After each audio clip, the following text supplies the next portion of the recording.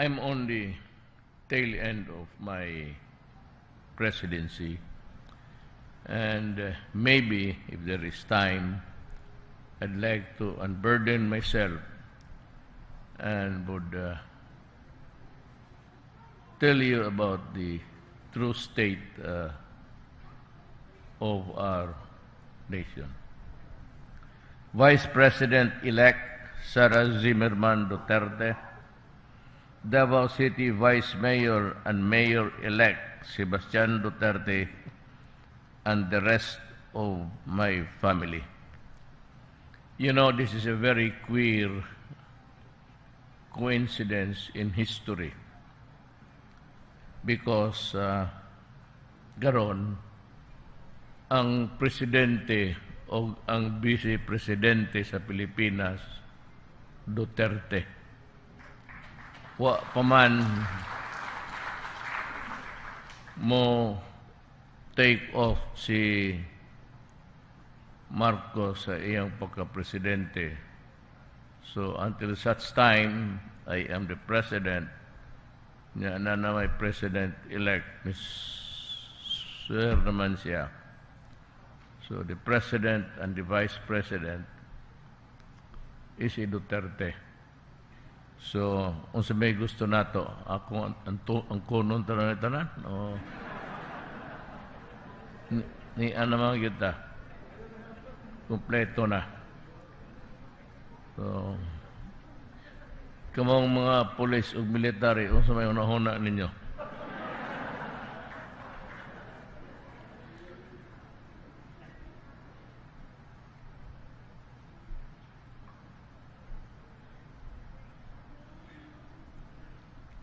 Davao City 2nd District Congressman Vincent Garcia. Davao City 3rd District Congressman Isidro Ungab. Marino Party List Congressman Sandro Gonzales. Davao City newly elected officials. Kauban ako sa gobyerno o ang mga bisita o atong mga kaigsuunan. Ang wa nga rin sa greeting ang butugain si Congressman-elect Pangulo Duterte. Og makita ninyo siya karon, ingna siya nga nangita ang iyang papa kaniya.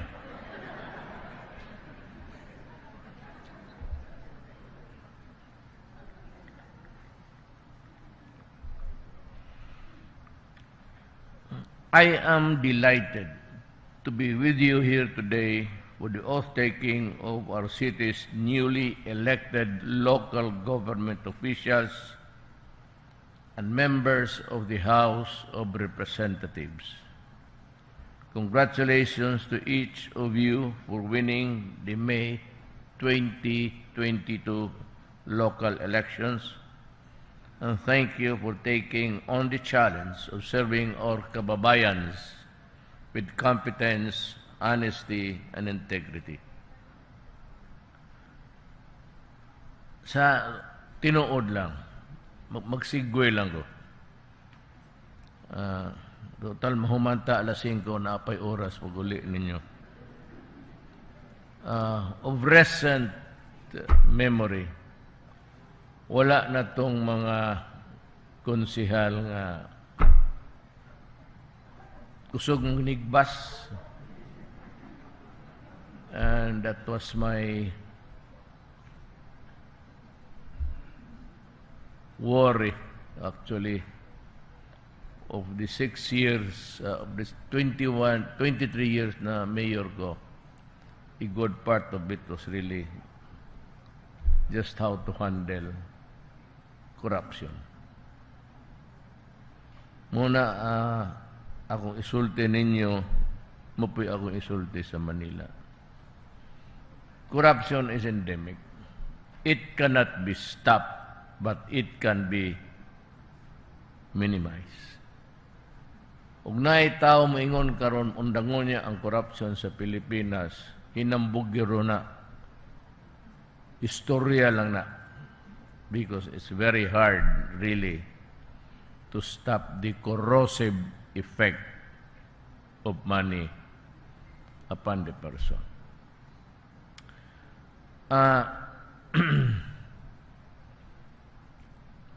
Gusto lang kong mahibaw mo,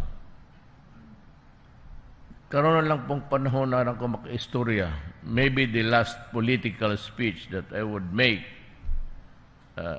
to the city is that akong giingon ninyo, nagkandidato pa ko, nga ang corruption kanang sa customs, sa BIR, do obnoxious, nay, despicable, dili sinsilyo lang na, timan ninyo, sinsilyo lang na. During the campaign, we had a limited time to talk. And the next time that you are a candidate, you are invited to do that. Tama si Marcos. Decline. Para sa mga mukwarta lang na mga sponsor na idaghang mutanaw. So, it earns money for them at your expense sometimes. Katong presidential debates namo, we were only given half a minute or 1 minute, and that's it. You cannot even to talk further. So, magdali kagyod, and it was for show. So ako, I limited my speeches in the different debates. Ako lang bala-bala, so that most of the time, invariably, I do not consume my time given me. Ang problema diha kay mga dato lang yun. Now, tell me what. Kanang ingon nilang pangwarta sa customs, sa BIR, kaning pangkil-kil diha. Wala na. I've been telling you, because I've been a mayor and a congressman, nga ang korupsyon, ang pinakamalakas na korupsyon sa itaas. I've been telling you ever since that the corruption in the Philippines is very lucrative up dito gyud sa taas. That is why I would like to thank God for giving me enough life to be able to reach the presidency and say something about the state, the sad state of affairs. Tuas sa taas ang korupsyon. Dilaliman mo, I will distribute. I just don't have, I don't know if Bong has, si Senator Bongo, na apa ba siya kopya. You know, kaning tubig sa west, kang Ayala, Manila Water, kaning usa Maynila, bani kang, basta sa duha na, kung Pangilinan. I have nothing against them personally. Pero kanang tubig, for so many years, gigunita na nila. And the contract of our water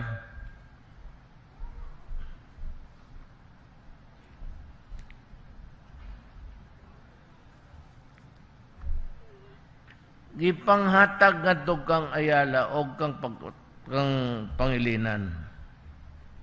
Ang problema diha,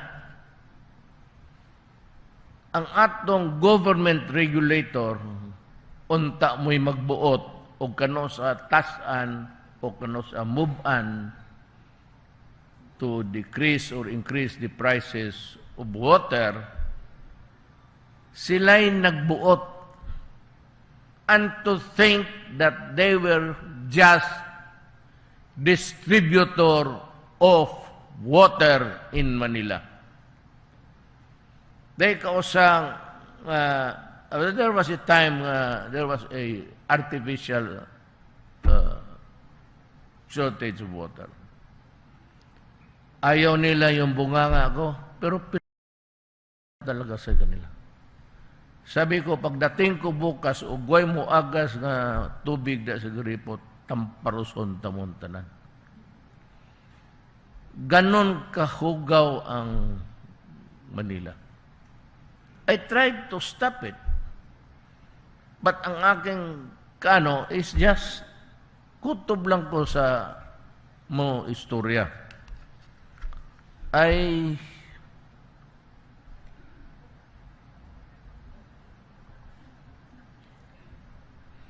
will just have this photo para muna ni ako doon. Ni atanan.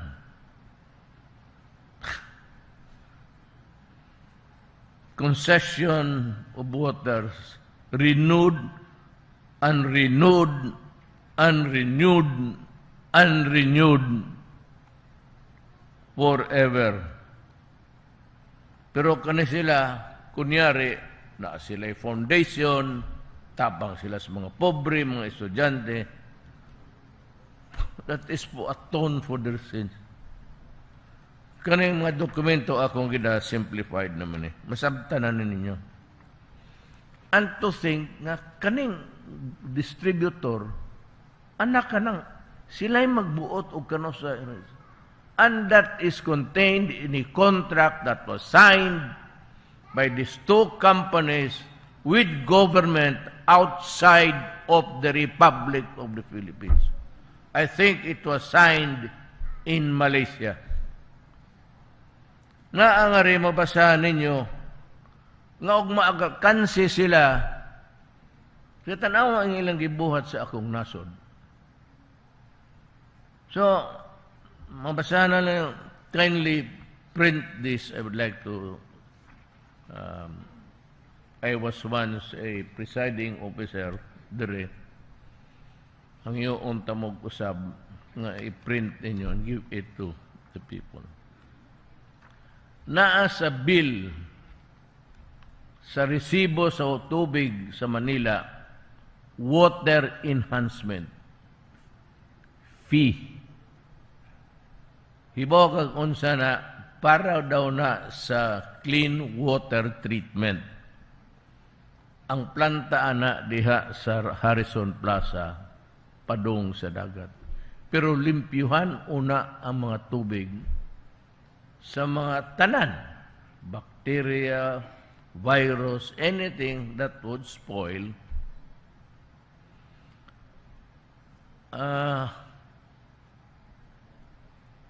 It was placed there in the contract in 1957. Pila na katuig, wala giusak yun katubo nga nabutang diha sa water treatment, and there is no water treatment at all. Wala. And they have been collecting that money from the people, and until now, no reimbursement or return of the money has been made. Anak kahangol ng mga dato. And that is why when I went to go on an expose, Ayala, in the front pages of the national dailies, apologized to me. Then followed by Pangilinan. Ngano mangayo man silang pasaylo? And I told them, why? Ako, bakit sa akin? I never owned. It is owned by the people. You owe an apology dito sa mga tao nga inyong gikawatan, inyong gimaniobra to make it legal. Kanang ABS,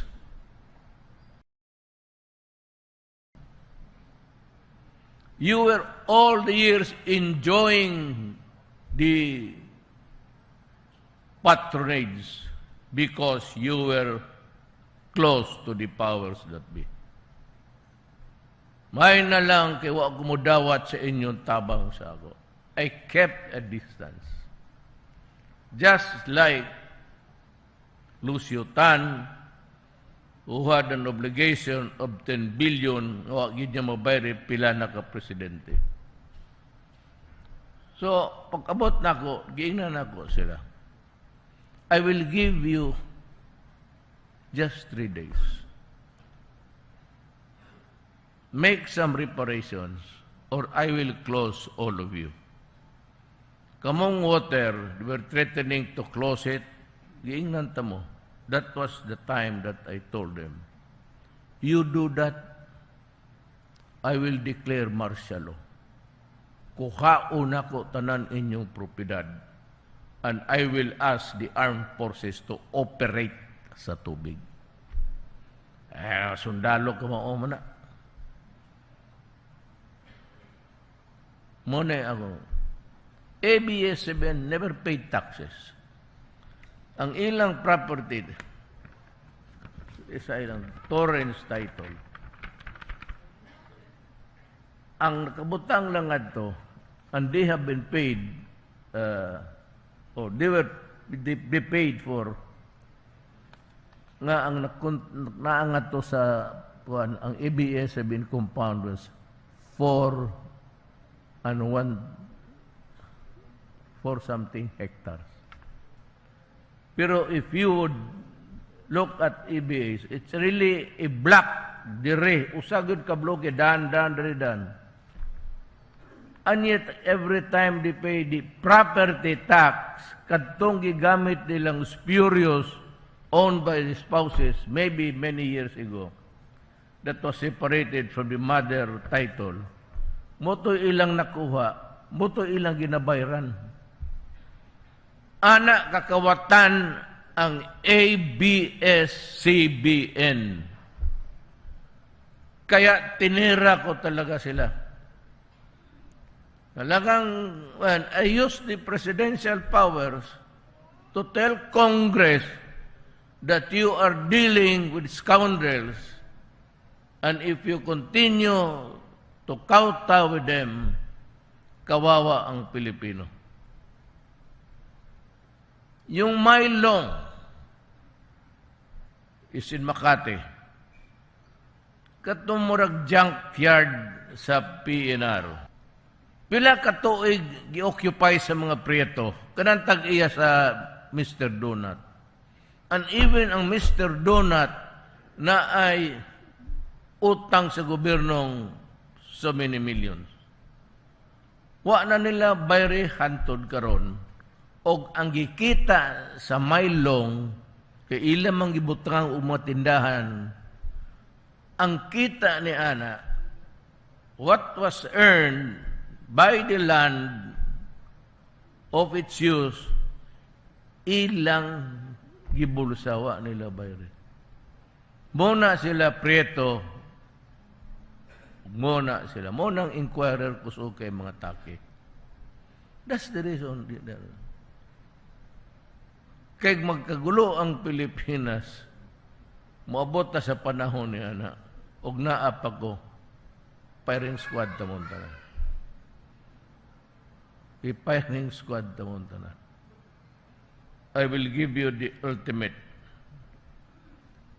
dose of your Ana, franchise, kanang nailinya, na amang yo'y gwapong linya sa, nahibaw ang mga engineers, ana.